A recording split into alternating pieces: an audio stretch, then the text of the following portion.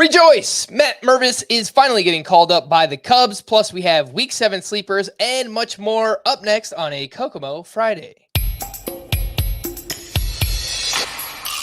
Alcantara, Soroka, you look so good in Boca. Peralta, Manoa, bounce back for Aarondola. Giolito, Castillo, Yoshida, Mosuzuka.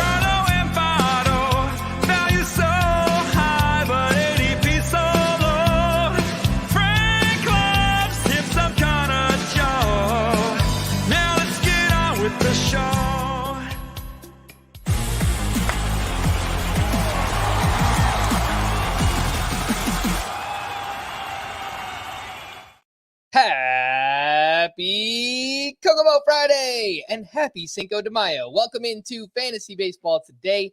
I am Frank Stampfl, joined by Scotty Dubs, Scott White. Today on the show, another big prospect promotion. They just won't stop. We're going to recap all of Thursday's action, Week 7 sleepers, 2-star pitchers, and all that fun stuff. Before we get started, please like this video and subscribe on YouTube if you haven't already. And if you're listening on the audio side, download, follow, and leave a 5-star rating. Thank you very much. We do appreciate it. Let's get things started, Scott. Even before, oh my goodness gracious, let's start off with this prospect promotion. Matt Mervis is getting the call by the Chicago Cubs. This year down in the minors was hitting .286 with a .402 on base percentage, 6 homers, 7 doubles, .962 OPS, just a 17% strikeout rate. It's got pretty much everything you could ask for from a hitting prospect, outside of speed, I suppose. But lots of hype around Matt Mervis. I saw him out in the Arizona Fall League last year in November. The 2 games that I saw him play in, he homered in both of them. So I think he's going to be really good. What are your thoughts? He's 45% rostered. Is he a must-add in fantasy baseball? Well, you know how you say the prospect call-ups just won't stop.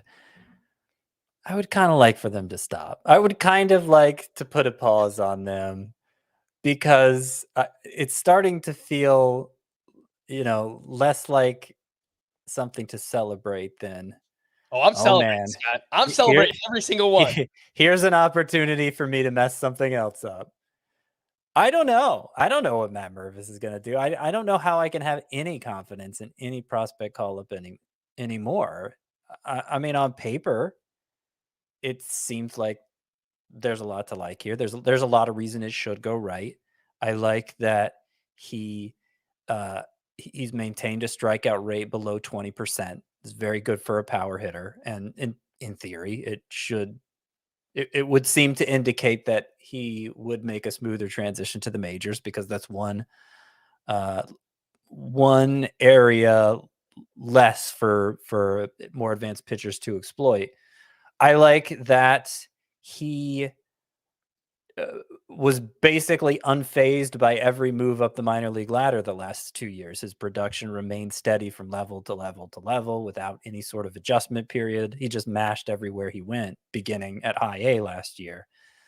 I like that he's 25, actually. I mean, it's old for a prospect, but that means he's experienced. He's gotten a lot of at-bats already. He's seen some things between college and the minor leagues that, again, would seem to indicate that he's more prepared for this than a 20-year-old like Jordan Walker. But I mean, I could make a lot of arguments for a lot of different prospects getting called up, why they're going to have no trouble at all, and they're just going to cruise to fantasy prominence. And, that's happened less often. Most of the time, certainly this year. And I feel like, the last 2 or 3 years, that hasn't been the case. They've let us down. So I don't think it's wise for me to just say, for anyone who's called up, Mervis or otherwise, blanket statement, this guy's must add. I think you have to consider the circumstances of your league and understand that you're not buying a solution to first base here. You're buying a lottery ticket who may end up being a top 10 first baseman the rest of the way. That's within the realm of possibility for Matt Mervis. But he may also be somebody you're cutting in 2 weeks. Like those, and it's It's less likely to be the former than the latter, given the recent history of prospect call-ups, prospects who are much more highly regarded than Mervis even. So I have Mervis ranked 22nd at first baseman rest of season. That puts him behind guys like Josh Bell, like Ty France. He has more upside than Josh Bell and Ty France, I think. So you have to weigh, am I dropping? So what? Yes, I rank him behind those guys, but that doesn't mean you absolutely can't drop those guys for them. You have to consider, is this a bench spot? Do I already have an answer at first base and I'm just pursuing upside here with Mervis? Is it a league so deep that whoever I decide on right now, I'm probably stuck with at first base for the rest of the season? So if I drop Ty France for Matt Mervis, like I'm married to Matt Mervis henceforth. Somebody else is going to pick up Ty France and I'll never have another shot at him. You have to weigh all those things and understand that more likely than not, we aren't going to get the stud outcome from Mervis or anyone else who gets called up. But in theory, Matt Mervis could be really good. So like, I don't want to just say don't add him either. It's become so nuanced, and I know that's probably annoying to listen to, but if I just say I'm all in or I'm all out, it feels like a wild guess at this point, and I don't think that's helpful to anyone to treat it that way. Least of all, I'm not helping myself by doing that, Yeah, no, I think nuance is the right word to use when we're talking about prospect additions. And look, in shallower leagues, like you mentioned, in a 10 or 12 team points league, or even like a head to head categories league, I have to imagine you have somebody on your bench who's expendable. And if that's the case, then yes, you should go out and add someone like Matt Mervis, because while a lot of prospects have flopped, there is a lot to like about his profile. And again, he's older and he's every level he's been to, he's just kind of thrived, and the plate discipline coupled with the power, like this is about as polished as a hitter as you're going to find getting called up to the majors, and get a lot of Vinny Pasquantino vibes from last year from somebody like Matt Mervis. And frankly, Mervis is an even higher regarded prospect than Pasquantino was a year ago. So, well, I don't know that that's necessarily true. I remember Baseball Prospectus was saying, like right after he got called up, that they were preparing to put Pasquantino in their top 10 for their midseason top 50. I'm not sure anybody would do that with Mervis, but some other things to point out with Mervis to get excited. And I've already mentioned some. He led all the minors in total bases last year. He led all the minors in extra base hits last year. 36 home runs, 40 doubles. He led all the minors in RBI last year. Well, I don't know if he led it, or he may have been third. Trying to remember what I read, but he had 119 RBI, so he was great. He had over 300. The lowest he hit at any of his 3 stops was 297. You mentioned he's hitting 286 this year. Had kind of an underwhelming spring. I'll point that out, but at the same time, name a single thing we saw in spring training that is carried over to the regular season, because I struggle to think of one other than stolen bases were way up. Other than that, Graham Ashcraft, baby. no. I mean, yeah, he's gotten good results, but like he was a bat missing machine in spring training, and that clearly hasn't carried over. True. So yeah, everything. Like I wish I just snoozed through spring training, because it was highly misleading in many ways. You and I did not talk before ranking Matt Mervis. I wound up at the same exact spot. He's my 22nd ranked first baseman as well. He's just behind Josh Bell. I feel like less of a downer then, because like I really like Matt Mervis too. I was obsessed with him all last summer. I felt like every prospect report I was writing about him. It's just I've totally lost faith in my ability to evaluate the readiness of any prospect call up. And I guess I'm not alone in that regard, because I doubt teams would be calling him up if they thought they were going to stink. Mm-hmm. And like if you play in a shallower league, I can make an argument that Mervis should be ranked at 15, like just ahead of Ty France and Andrew Vaughn and Alec Bowman, guys like that. So if you're not depending on that player in like a deeper league kind of sense where you just need plate appearances, someone who's going to play, then yeah, shallower league, you can make that swap and take the upside on a Matt Mervis. Scott, That's a concise way of putting it. Yes. the questions that I kept getting are surrounding other prospects as well. Do I drop someone like Jordan Walker or Gunnar Henderson if they're on my bench for someone like Matt Mervis? Do you make that swap? So no, I don't think I do either of those. I don't think I swap Mervis in for either of those two. It's easier to make the case for Walker. And like, I don't think it's crazy to drop Walker for Mervis, but I do assume in even like a shallower 10-team league, Walker would probably be picked up and then you never have a chance at him again. So I'd be reluctant to do that. I think in that shallower league scenario where you could even consider dropping a Jordan Walker, there's a chance nobody's going to pick up Mervis just yet. And so like this, you don't have to decide just yet. Here's a fun one. Matt Mervis or Christian Encarnacion Strand, who seemingly every Thursday night has a multi-home run game because he hit 3 more homers on Thursday night. He is batting .432 with 7 home runs in 10 games at AAA. Who would you rather have on your team, Scott?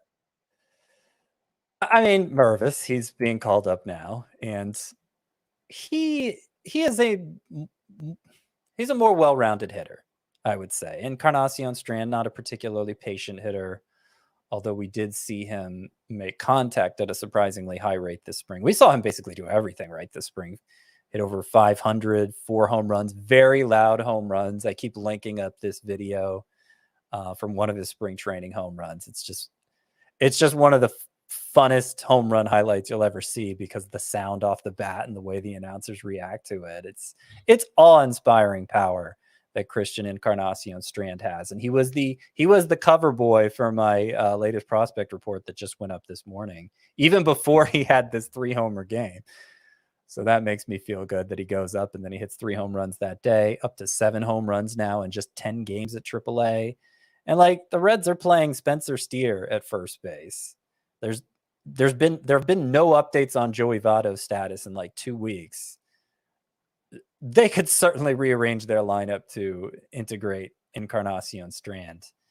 And I think that's coming very soon. So to answer your question, yes, Mervis over Encarnacion Strand. But if you're kicking yourself now, like if your league is the sort where, you missed out on Mervis today, somebody got to him before you, and you're kicking yourself for not picking him up ahead of time so that you didn't have that struggle, go ahead and pick up Encarnacion Strand now. It may go just as well. It may go better because the power is so big. And the ballpark is tremendous, obviously, in Cincinnati as well. So I do like both of them, but I'm with you right now. I am taking Matt Mervis over Christian Encarnacion Strand. We should see Mervis in the lineup on Friday. That's a day game too. So little day game baseball on a Friday. Get to see Matt Mervis's debut.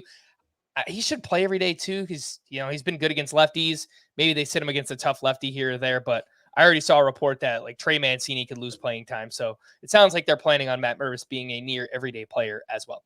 Let's jump into the rest of Thursday's action. Oh my goodness gracious. All right, Scotty. Oh my goodness gracious for you. Gotta stick with the downer approach here.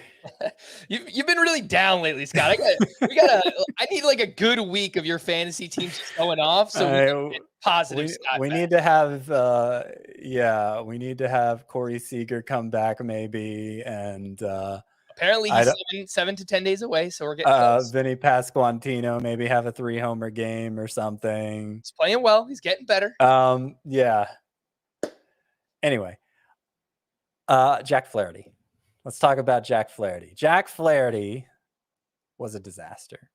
Ooh. And this keeps happening where I feel like I'm making some headway in ERA and whip. Oh man, I'm finally going to climb out of last place here. Just chiseling away at it a little bit at a time. And then I get a start like this where Flaherty allows 10 earned runs in 2 1/3 innings. It was bad. It was against the Angels. And what makes it frustrating is, I was pretty close to giving up on Flaherty a couple weeks ago. Got off to a rough start to the season. and there wasn't a lot reassuring in the underlying data either. But then, things started to turn around a bit. He had that quality start with 9 strikeouts a couple turns ago. The following start wasn't great, but he had a ton of swinging strikes again and just seemed like he was maybe starting to get it back. And then this happens. How much of it is, wow, Jack Flaherty is bad now? Probably that. And I certainly wouldn't hesitate to drop Flaherty if, to pick up Matt Mervis or something like that, if there was somebody exciting on the waiver wire. But I will point out Jack Flaherty still had 10 whiffs on 74 pitches in this one, a very good rate. Of the 9 hits he allowed, 8 of them were singles. His velocity was fine. He got hit hard with the cutter, which was a pitch that entering this start had a 111 batting average against. So that pitch kind of turned on him for some reason. And he certainly isn't alone in terms of, look, this pitcher seems like he's on a good run. And then he blows up like this. That's happened to more pitchers than not. Yeah, you can drop Flaherty if you want. I'm totally cool with that. But it wouldn't be totally surprising if there came a point where we were talking about adding him again. 22 walks in 34 1/3 innings pitched for Jack Flaherty, 5.8 walks per 9 on the season. I assume that you're good dropping him for any of the pitching prospects we've mentioned recently. Bryce Miller, Tanner Bybee, Logan Allen, all of those players are rostered 75% or less. Yeah, absolutely. Okay. You didn't get a chance to opine on Brandon Pfaadt's debut, which was not a very good one. I don't know if a swap like that makes sense, but what do you think? Flaherty for Pfaadt. Yeah, I don't know that a swap like that makes sense either. Yeah. Another example, between Pfaadt and Gavin Stone yesterday, another example of these, highly regarded prospects calling up and just stinking it up. And it's funny because they both got more hype than either of the Guardians guys who've come up and pitched well. That's part of the reason why it's hard to trust my judgment on these things right now. I guess with regard to Pfaadt, I watched a fair amount of this start. Things kind of fell apart in the 5th inning. He was doing okay before then. Yeah. The slider had an interesting shape to it. The changeup and slider both had a 40% whiff rate, which is great. He didn't throw either that much. He was heavy on the fastballs. And so maybe changing the pitch mix, we could see some improvement. Maybe nerves played a huge role. It's hard to know what to make of anybody's debut because debuts are weird and all of that. But, it may just be also that we're in a cycle now where, top prospects, they'll come up and they'll struggle for a couple years before starting to put it together. And if I go back and look at careers of very famous players from the 90s and early 2000s, and the first 3 or 4 years of their career, they're terrible. And then they figure it out. And that, we just may be entering a phase like that in baseball again, which, is going to be a big adjustment for everybody. And it's too early to conclude that. But I don't know that there's a lot to take away from Brandon Pfaadt's debut other than, well, it's hard to rely on Brandon Pfaadt right now. That's the only thing I could really take away from it. To your point, Scott, 2 names just in the past decade who got off to really slow starts and were consensus top prospects, Byron Buxton and Lucas Giolito. And eventually they figured it out. In Buxton's case, a lot of it was injury related, but he just really struggled a lot early on in his career too. So, those are 2 guys that eventually they figured it out. And look, Jared Kelenic right now too, right? It's a very small sample size. Who knows where he goes from here, but so far so good. But it took him some time to get where he is. Oh my goodness gracious. For me, I want to highlight a good starting pitcher. For once, Scott, we've got one. And he's actually done it 5 starts in a row. Eduardo Rodriguez up against the Mets, 8 shutout, 2 hits, 1 walk, 9 strikeouts with 13 swinging strikes on 102 pitches, limited the hard contact in this one. I watched the highlights of the start, dotting his fastball. Wherever the catcher put the glove, The fastball was there. He was hitting it high in the zone. They were swinging underneath it. Definitely some help from the umpire too, like a very wide strike zone. So that helped out. I don't want to take anything away. Eduardo Rodriguez has been very good. His second start this season of 8 shutout baseball and at least 9 strikeouts. He had another 8 shutout, 10 strikeout start, which, like, what year is it? Eduardo Rodriguez doing this when, like, you know, the top pitchers in baseball can't even get on track right now. The overall numbers: 1.81 ERA, 0.78 WHIP, 39 strikeouts over 44 and 2/3 innings pitched.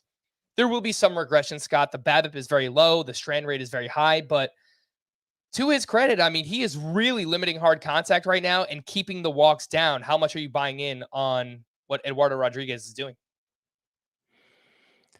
I mean, buying in enough that I'm not particularly eager to shop him.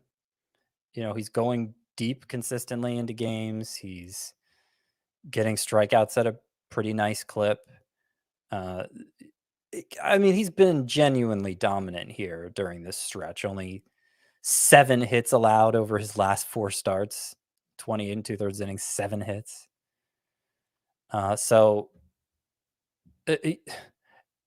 I think you just have to ride that out. I think you don't want to mess with a good thing, especially given how volatile pitching has been. I'm sure he'll have a blow up start at some point, but he also has, you know, some really good seasons in his track record and back in his history. So it's not like this is totally unprecedented, and we should all be waiting for it to blow up. I think you can stick with Eduardo Rodriguez unless you're blown away with a trade offer. I'm going to give you a 2 for Scott and go over to another starting pitcher who had a fantastic outing on Thursday. Zach Eflin had his best start as a member of the Tampa Bay Rays up against the Pirates. 7 shutout, only 3 hits, 0 walks, 10 strikeouts with 13 swinging strikes on 80 pitches.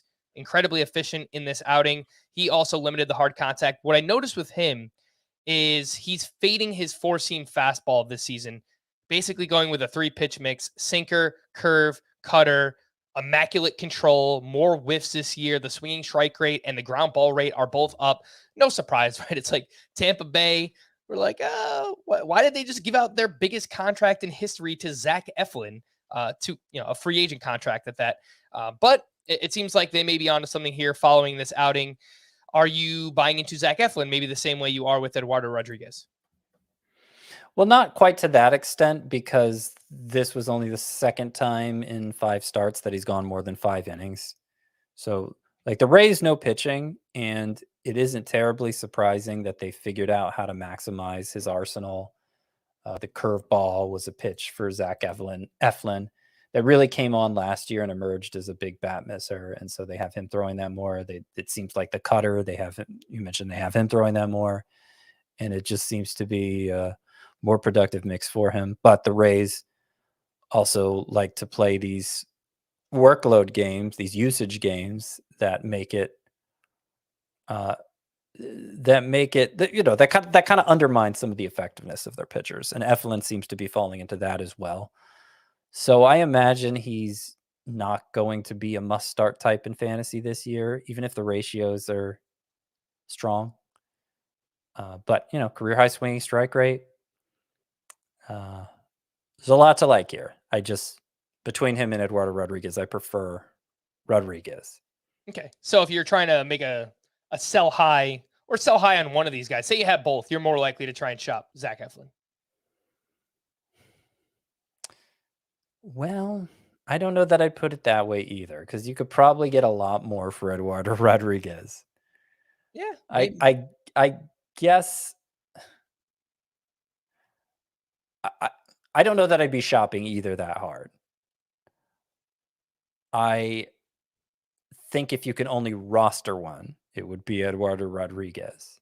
And I think if you are just looking to upgrade, like if you're a big wheeler and dealer and you really like playing this buy low, sell high game, you can probably get more for Eduardo Rodriguez. So that would probably make him the more likely to shop. Sure. Okay, let's take our first break, and when we return, I want to talk about a few of the young Orioles players. What's going on with Gunnar Henderson and Grayson Rodriguez? We'll discuss right after this. Jean-Luc, this is the end, my friend. We will have vengeance. I'm reluctant to ask you all to face this threat, but I need you. Let's face this together. Survival. Human nature, pal. Engage!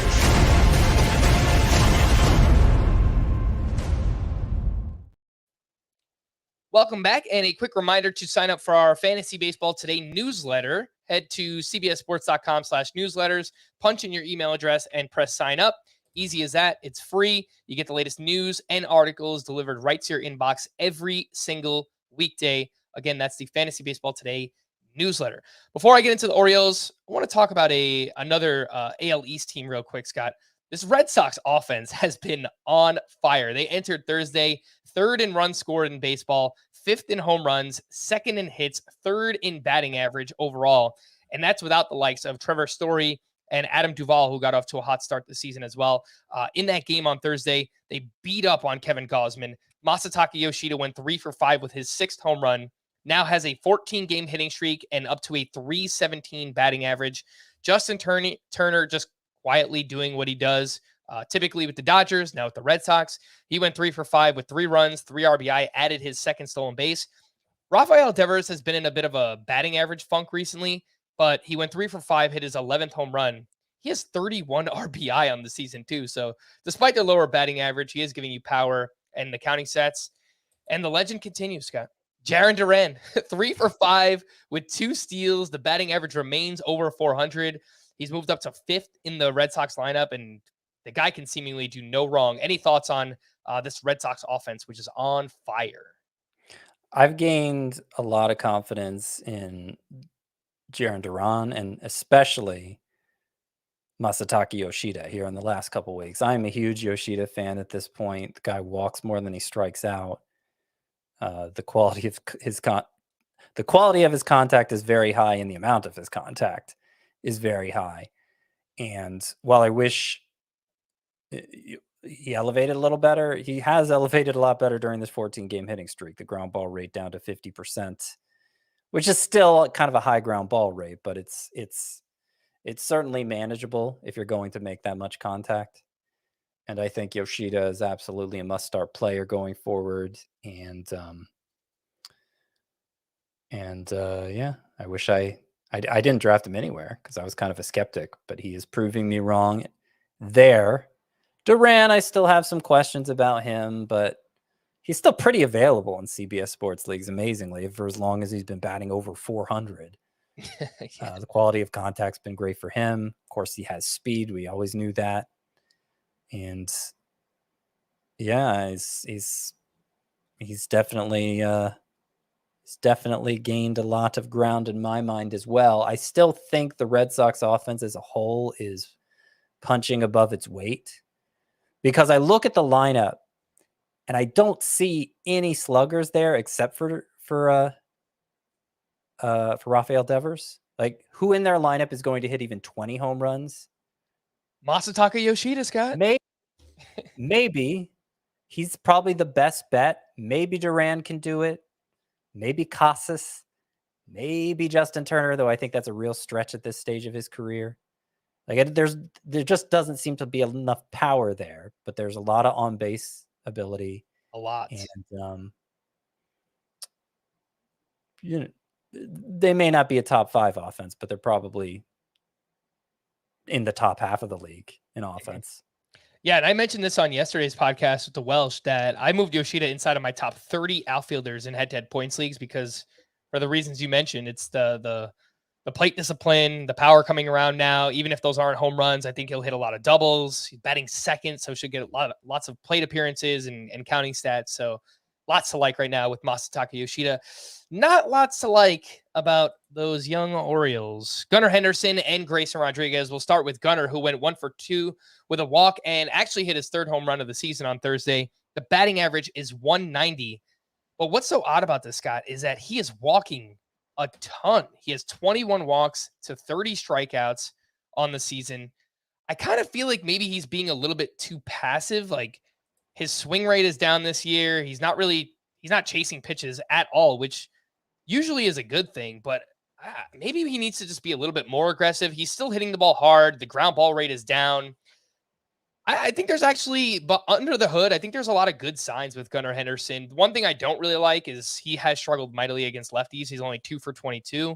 It's a small sample size, but what are your thoughts on Gunnar Henderson, and would you be looking to buy right now? I think Gunnar Henderson is probably going to figure it out. Like you said, there are a lot of good signs under the hood, and he's just another example of these young players needing more time to figure it out. And certainly from a dynasty perspective, we shouldn't lose faith.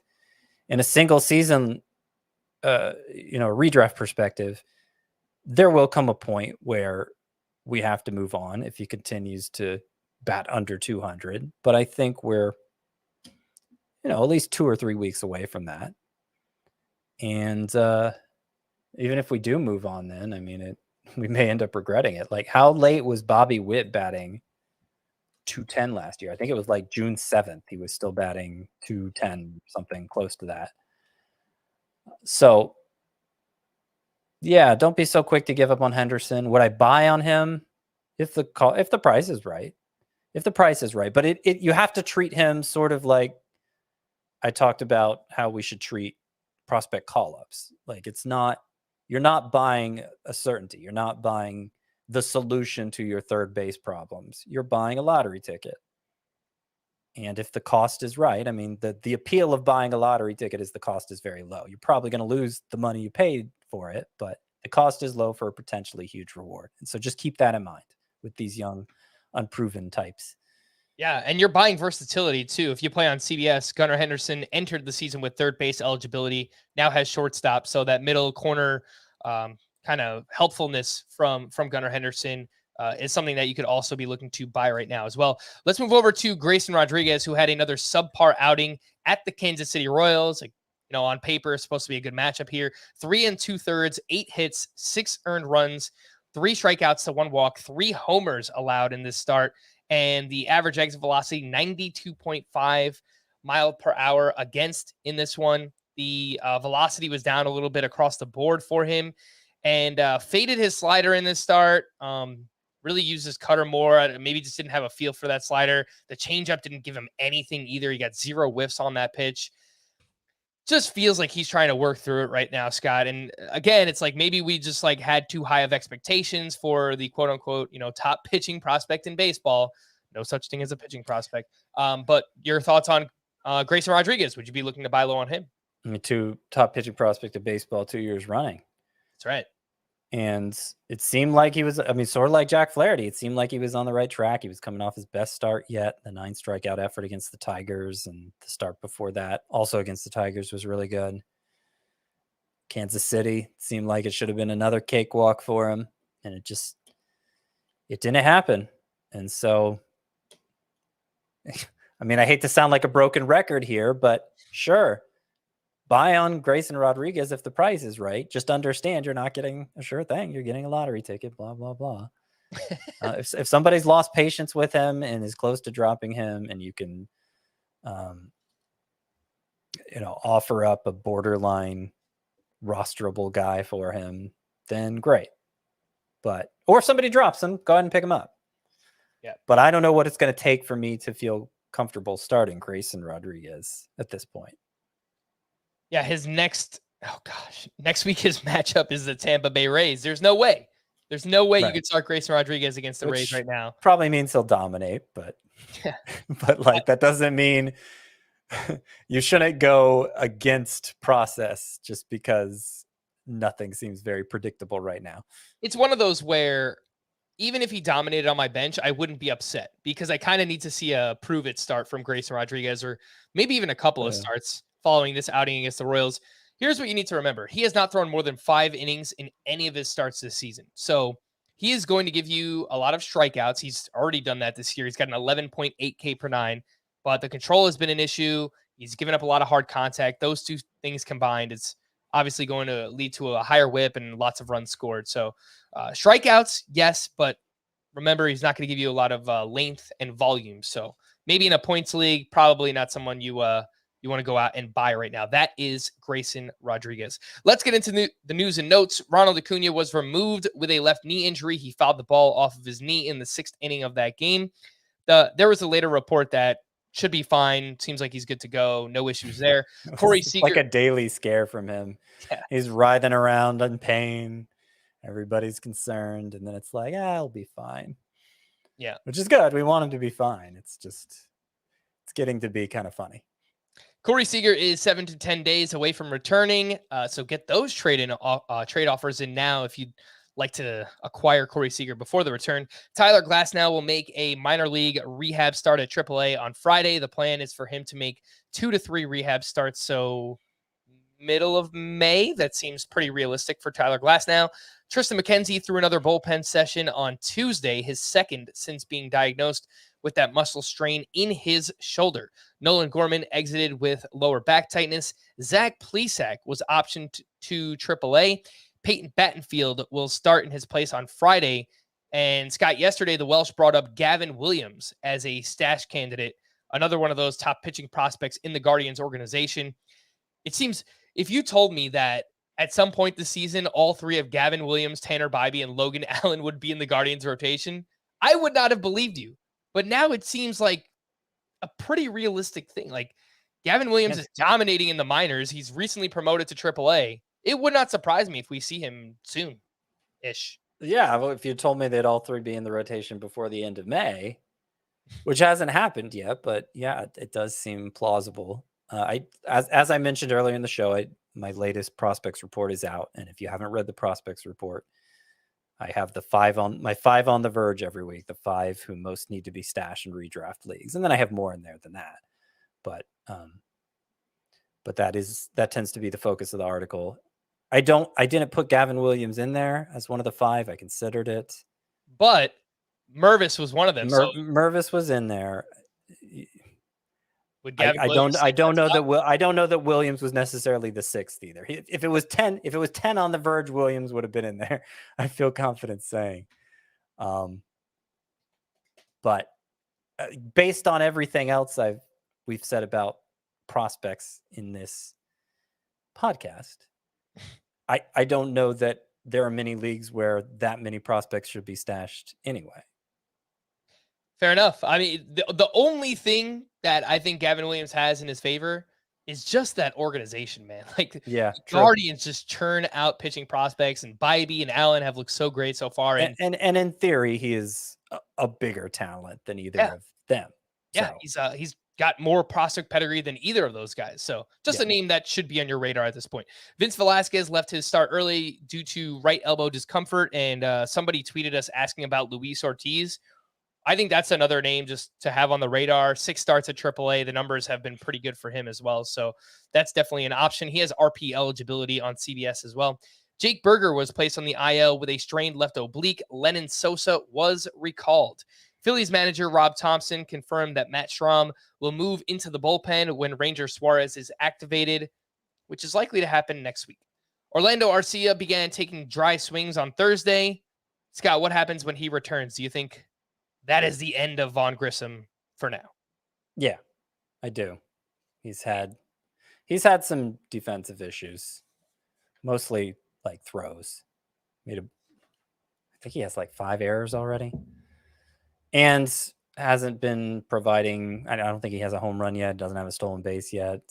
Hit a fair amount of singles, but yeah, there's no reason for them to keep him around once Arcia is ready to go. I almost wonder if when they send Grissom down to the minors, does it just make sense to fully transition him to the outfield? Is that I don't think so. I don't think so. Like, he's so young. Orlando Arcia is not their answer long-term at shortstop, but is Grissom either defensively? I think it's too early to say no. It's like for 21-year-olds playing shortstop, defensive struggles should be the expectation. I mean, you look at a lot of big shortstop prospects in the minors. They all have a ton of errors. It's just a really difficult position to man, and he was rushed clearly from A ball to the majors last year. I think did he maybe have a quick stop at Double-A? Yeah, he got called up from Double-A last year. Okay. It wasn't very long he spent Double-A though. And so, as I mentioned, just turned 22 this year.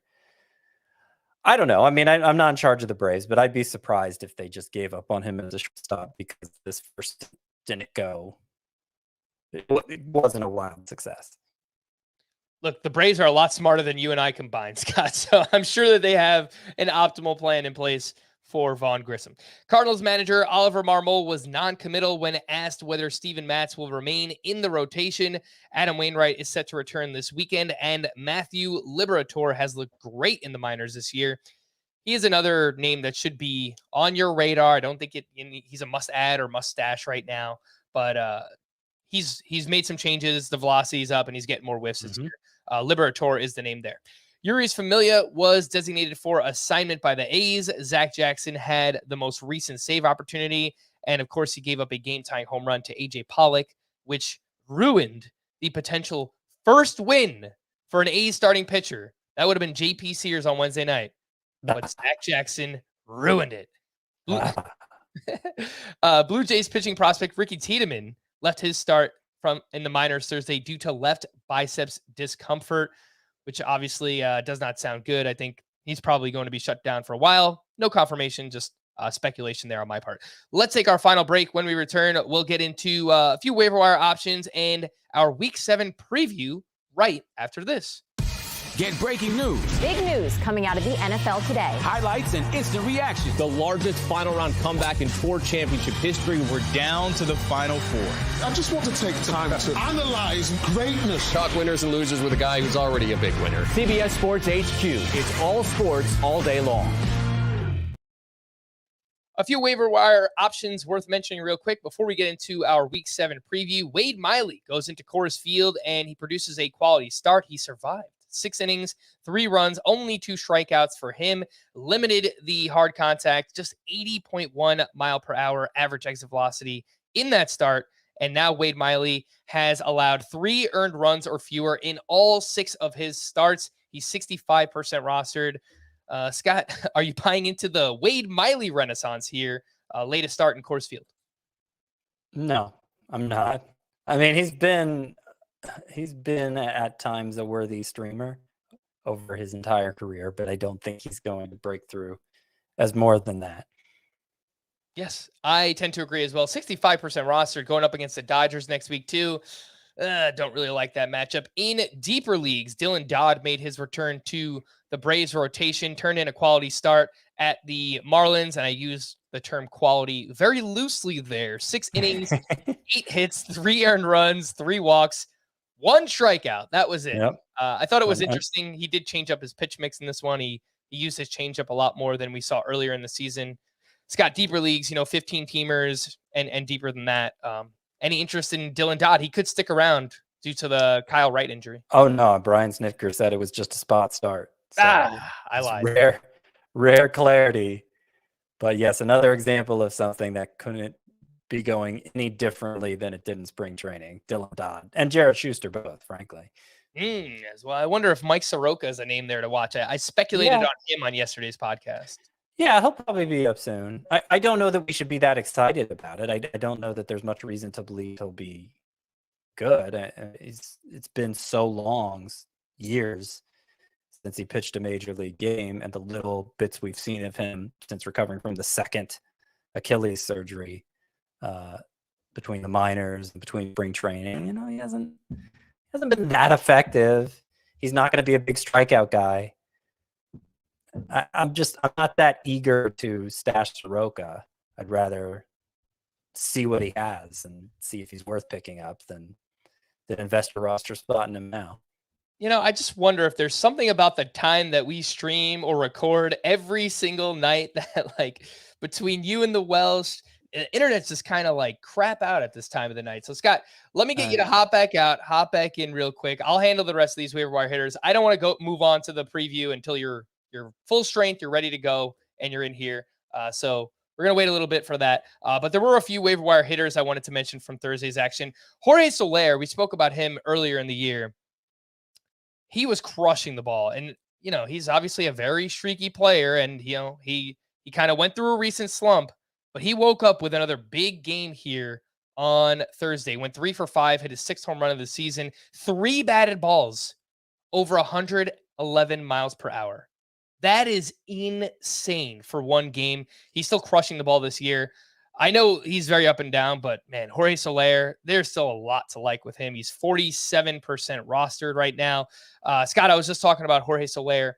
I know recently he hasn't been very good, but the batted ball data still looks really, really strong for him.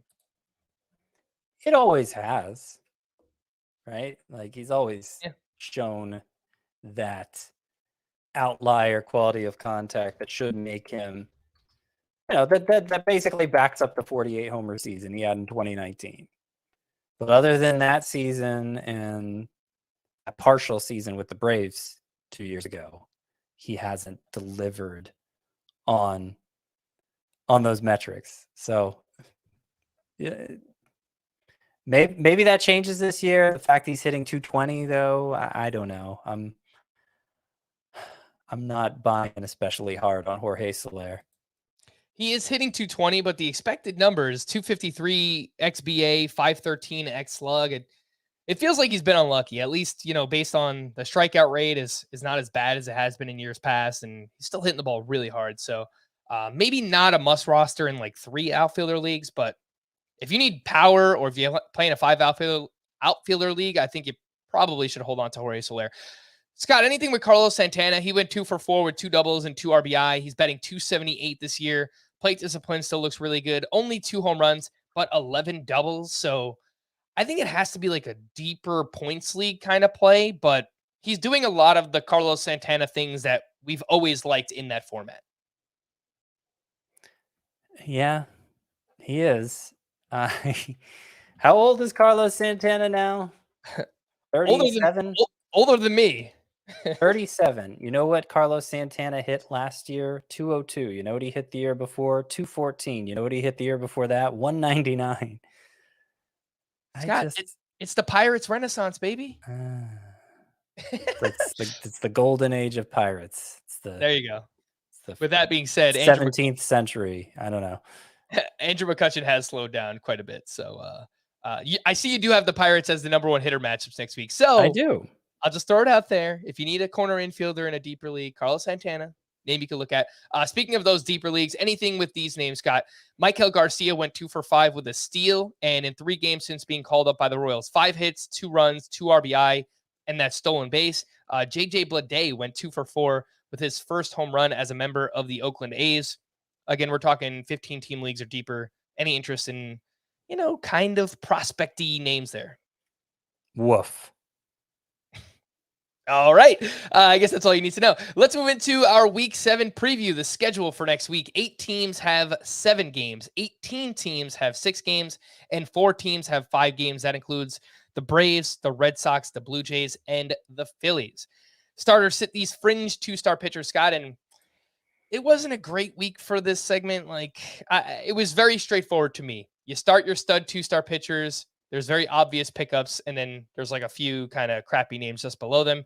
And that's what I'm going to ask you about. Kyle Gibson going up against the Rays and the Pirates. First of all, do I sound like a robot still? Do I sound okay? Nope. I think you're perfect just in time. Okay. Commenters are making me self-conscious here. All right. Kyle Gibson. Oh, well, if we're starting with Kyle Gibson, I'm probably saying no to everybody because coming off a start where he gave up 17 hard hit balls, now he's facing the Rays and Pirates in a 2-star week. And I guess for now, we're considering the Pirates a tough matchup. Certainly considering the Rays a tough matchup. So no thanks. So it's a no on Eric Lauer and Michael Wacha, right? Yeah. Yes, it is a no. Let's get into 2-star pitchers to add in stream. You've got 6 names on the list. Yes, I do. Those names are Tanner Bybee's number 1. Easy. Not sure why he's still available in 25% of CBS Sports leagues. Because he's looked great in his first 2 starts. And one of his matchups this week is against the Tigers. So, yes, please. Andrew Heaney. So, Andrew Heaney is 3rd among my sleeper pitchers, whether we're talking 1 start or 2 this week. And yet I don't feel great about him because he's Andrew Heaney. So that goes to show you the state that we're in now with sleeper pitchers. We're even third on my list. I'm already not feeling great about. Okay, so Andrew Heaney, though, gets the Mariners and Athletics this week. So that makes me feel a little better, but still not great. Don't want to call him a must start by any stretch of the imagination. John Gray gets those same matchups, Seattle and Oakland. So if you're looking to maximize starts, I guess you could give him a look. Then we go down a few spots here and we get to Louis Varland, who's facing the Padres and Cubs. Not great matchups, but we have between the two starts we've seen from him in the majors this year, he's gotten a lot of swings and misses. So I think there's something to see there with Louis Varland. I don't know that this week is really the time to use him, but at least he's making 2 starts. And this will really go to show you just how hard it is to come up with 10 sleeper pitchers in a given week. Because I'm going to mention Brandon Pfaadt as one. I don't think you should actually start Brandon Pfaadt. Those matchups are really good, though, Scott. Marlins and Giants, yeah. It's better than the Rangers. I don't think you should actually do it. Like if it's a really deep points league where you can't do you that much damage and you're hoping to get lucky, okay. But that's really the only situation where I could see doing that. And then I also have Miles Michaelis here. Like him even less than Pfaadt. His matchups at the Cubs, at the Red Sox, those clearly aren't great, but it's 2 starts from a pitcher who we trusted not so long ago in Miles Michaelis. All right, let's stick with the ringing endorsements there. I know. Sometimes I just hate this task because it's like it's trying to make chicken salad out of chicken crap. There's a few, I think, more interesting names, at least on the single start streamers, Scott. 4 names that you that I like quite a bit. I don't know if you like them. Yes. Well, I do like Bryce Miller at Detroit. How could you not after that debut he had against the Athletics? So him and Bybee are really the 2 sleeper pitchers this week that I feel really comfortable recommending. But Drew Smyly at Minnesota is interesting. We don't think of the Twins offense as being that bad, but they are second worst in terms of OPS against left-handed pitchers. And that's what Smyly is. He's a left-handed pitcher. So that one's pretty good.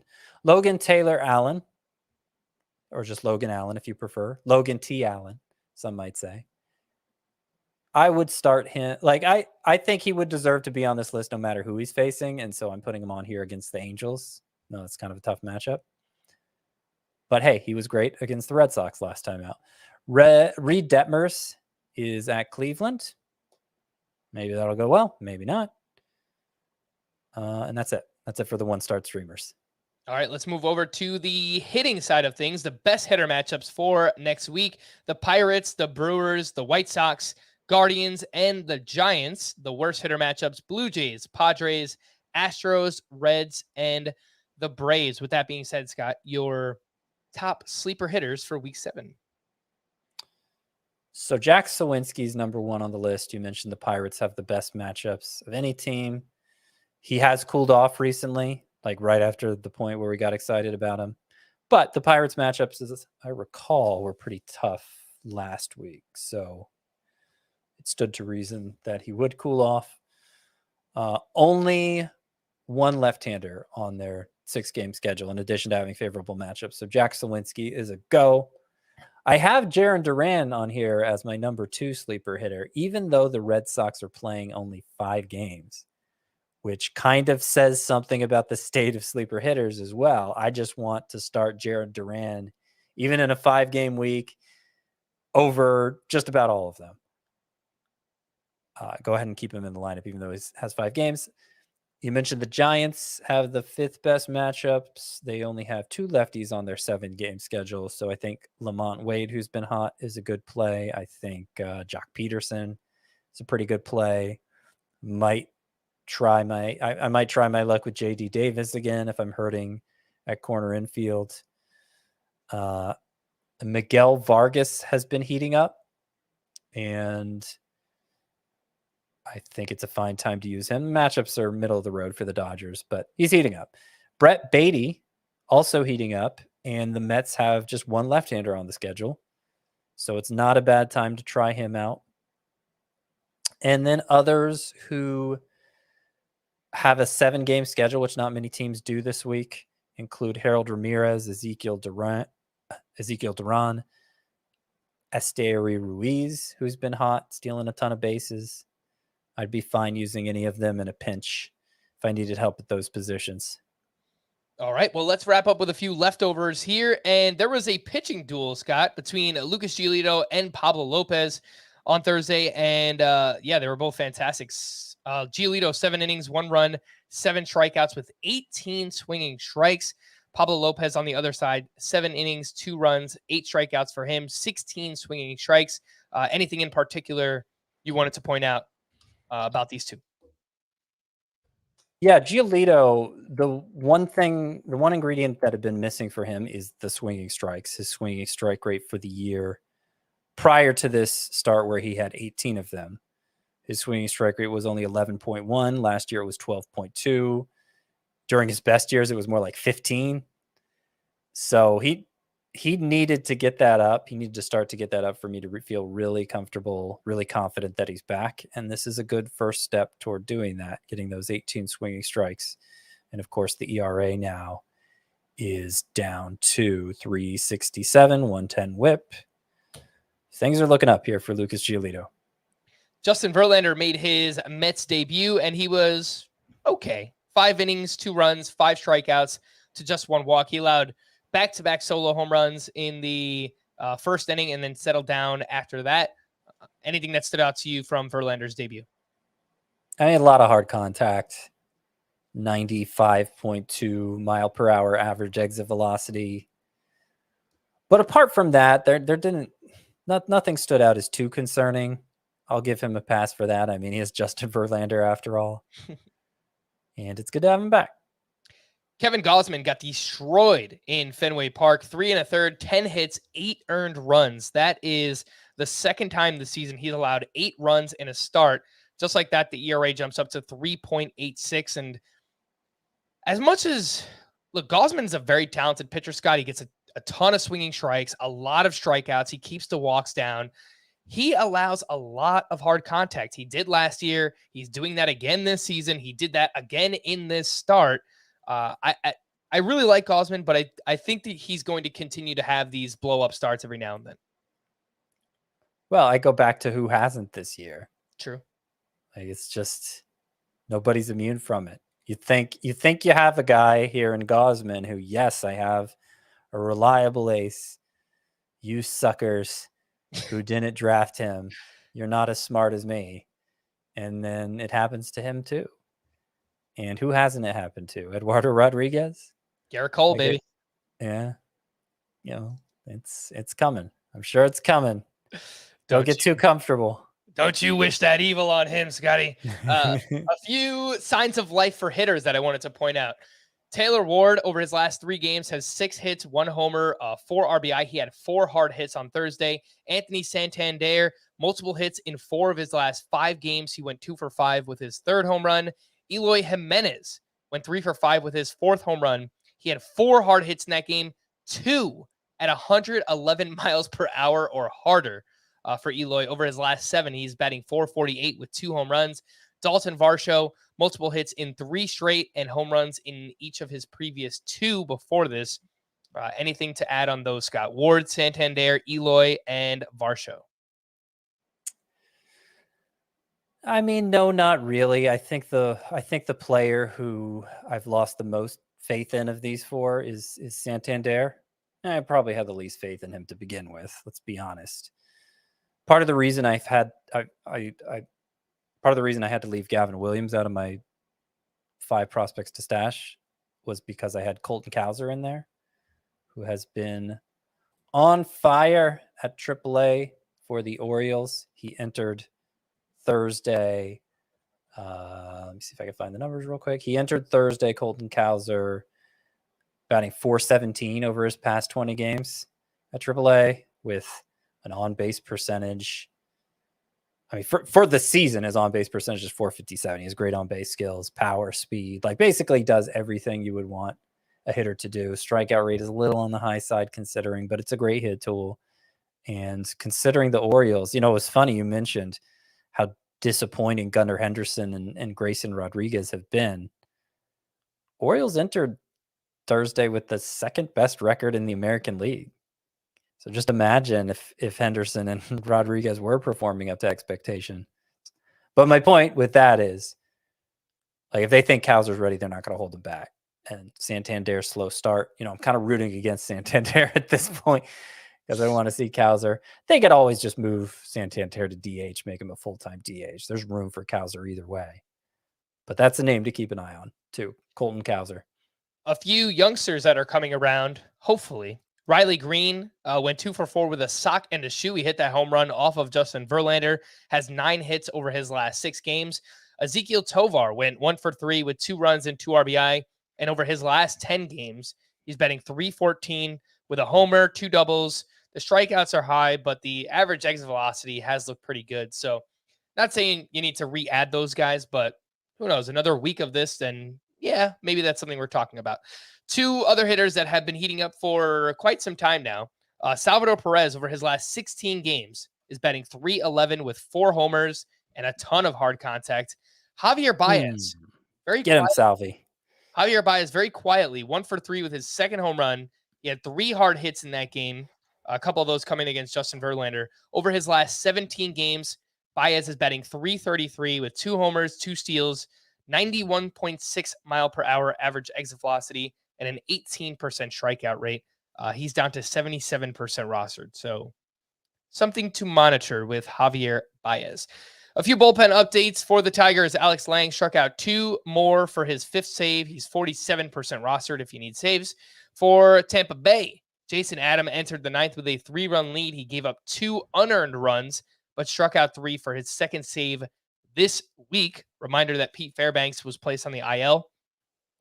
And that sweeper for Jason Adam, insane. It is an insane pitch. He's 28% rostered. So again, if you do need saves, I actually prefer him over Alex Lang.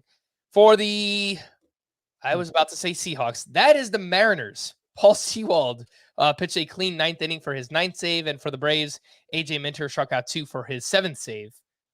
It sounded like Raisel Iglesias was close to returning. And then, I don't know. He's just not back yet. Have you heard anything, Scott?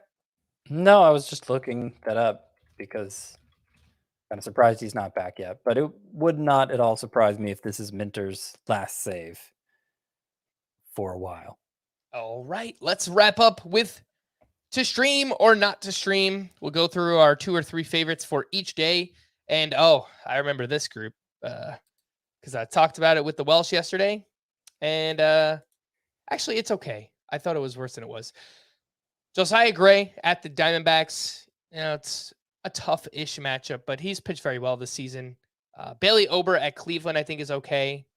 Yeah, I prefer that one to Gray, actually. Maybe Eduardo Cabrera at the Cubs. It's a little scary. It's just Edward Cabrera, Frank. Yeah, I don't know why I did that. Sorry. I've done it a few times myself.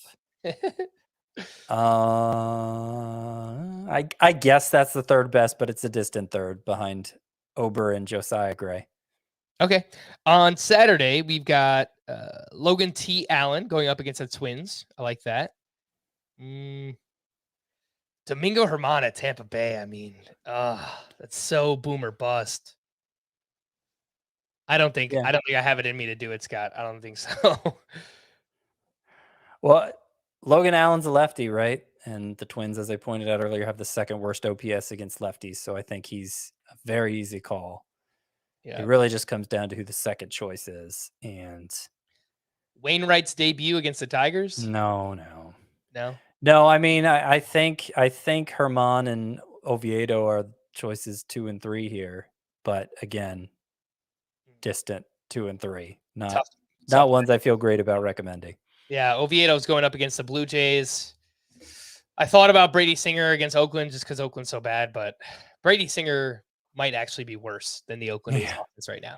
On Sunday, scrolling through here, Mason Miller at the Royals, check. Sure. Hayden Wesneski up against the Marlins, check. A little iffy, but I could do it. This one's interesting. Bryce Miller, his second start of his career up against the Houston Astros. I think I do it. I think I'd do it over Wesneski. Okay. Yeah, I think those are the main ones that stand out for me. So I would go Mason Miller, Bryce Miller, and then Wesneski in that order. Yeah, and if you're really desperate, I don't think Cal Quantrill against the Twins is terrible. You might get a quality start out of it. Yeah. I don't know. I don't think I could do it with Cal Quantrill. We're like finally starting to see all the regression hit Cal Quantrill at once. But all right, you can listen to Scott if you want to try it out. We're going to wrap there. For Scott, I am Frank. Thanks as always for tuning in to Fantasy Baseball today. Please make sure to follow and leave a 5-star rating on Apple or Spotify. We'll be back again next week. Bye-bye.